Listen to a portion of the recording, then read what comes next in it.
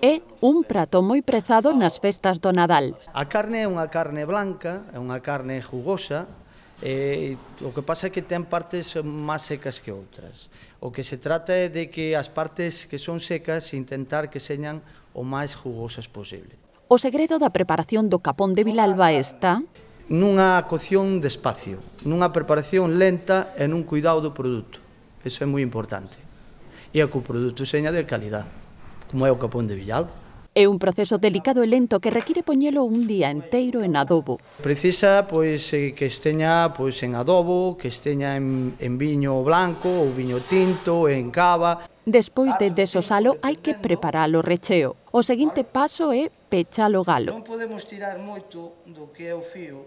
De aí o forno. A elaboración hai que ser moi precisa e moi continua. Elaborar un capón xa solamente de que é forno leva 2 horas e 2 horas e media de preparación.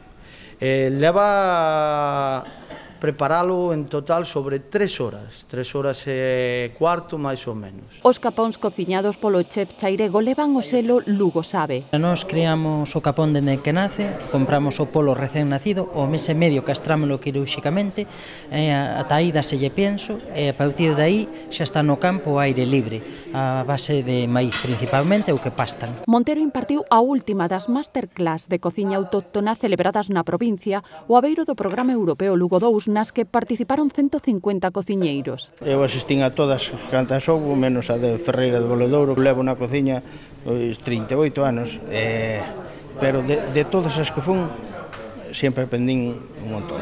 Temos moita variedade, moito produto que non se conoce e que necesitamos dalo a conocer de alguma maneira. Estas iniciativas para mí son formidables. Eu apoiaría a Diputación que seguirá facendo todos os anos. A sesión de cociña rematou cunha última recomendación. Que escollan un bon capón.